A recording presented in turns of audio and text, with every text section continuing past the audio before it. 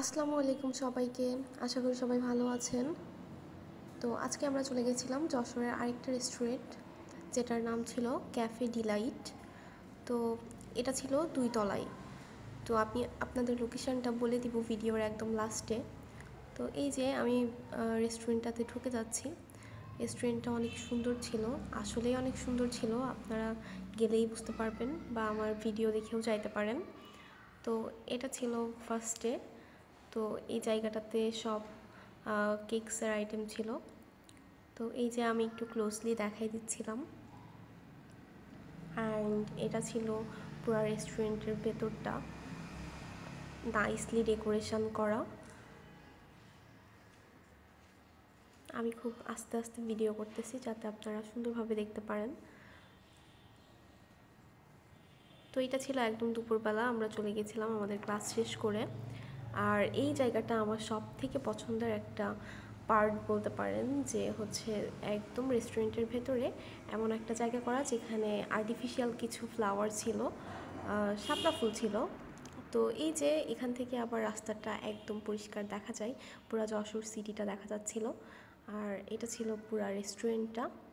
তো এখানে অনেকেই ছিল। তো আমার সবথেকে বেশি ভালো লাগছে যে এইটা বুফে সিস্টেম করবে মেবি তারা খুব শীঘ্রই। তো এগুলার অ্যারেঞ্জ করে রাখছে। তো আমি জিজ্ঞাসা করছিলাম যে এটা চালু হয়েছে কিনা, তো বলতেছিল যে না, চালু হয় নাই, খুব শীঘ্রই চালু হবে। আর এখানে মেইনলি বিয়ের অনুষ্ঠান বা যে কোনো প্রোগ্রাম আপনারা করতে পারবেন। তো আর এই জায়গাটা এত বেশি সুন্দর ছিল, আমি জাস্ট এই রেস্টুরেন্টটার প্রশংসা করেই শেষ করতে পারবো না, এত সুন্দর ছিল। আর প্রত্যেকটা টেবিলে হচ্ছে ফ্লাওয়ার রাখা ছিল, প্রত্যেকটা টেবিলেই ছিল। তো যেটা অনেক সুন্দর লাগতেছিল দেখতে। দেন এই যে আমাদের খাবার চলে আসছে, এটা ছিল মোরগ পোলাওয়ের একটা প্লেটার। তো খাবারটাও অনেক টেস্টি ছিল। আর এর সাথে আমি না বললেই না যেটা, সেটা হচ্ছে আচারটা। ভাই এত মজা ছিল বড়ইয়ের আচারটা, মানে আমার ইচ্ছা করতেছিল যে চিকেনটা রেখে বড়ইয়ের আচার দিয়েই ভাতটা খেয়ে ফেলি।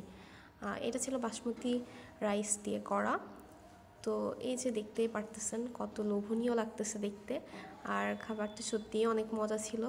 থ্যাঙ্কস টু ক্যাফে ডিলাইট এত সুন্দর খাবার সার্ভ করার জন্য। আর তাদের ডেকোরেশনটাও অনেক মজা ছিল। এইটা কে কে চেনেন বলেন তো?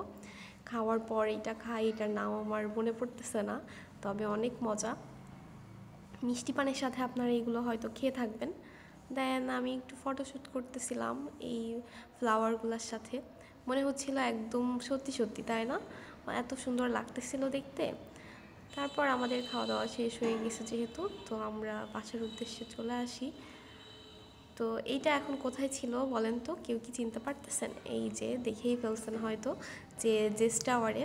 এইটা হচ্ছে, আপনারা যারা কখনো আসেন নাই তাদের জন্য বলতেছি, যারা যশোরে থাকেন তারা তো অবশ্যই চিনবেন।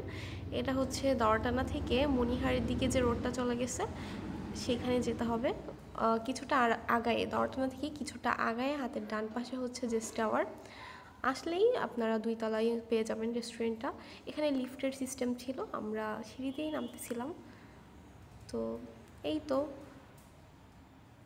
আজকের দিনটাও অনেক সুন্দর ছিল, হালকা রোদ উঠছিল, যদিও এখন ঠান্ডা পড়ে গেছে। এই ওয়েদারে ঘুরতে ভালোই লাগে। তো সবাই ভালো থাকবেন, আল্লাহ হাফেজ।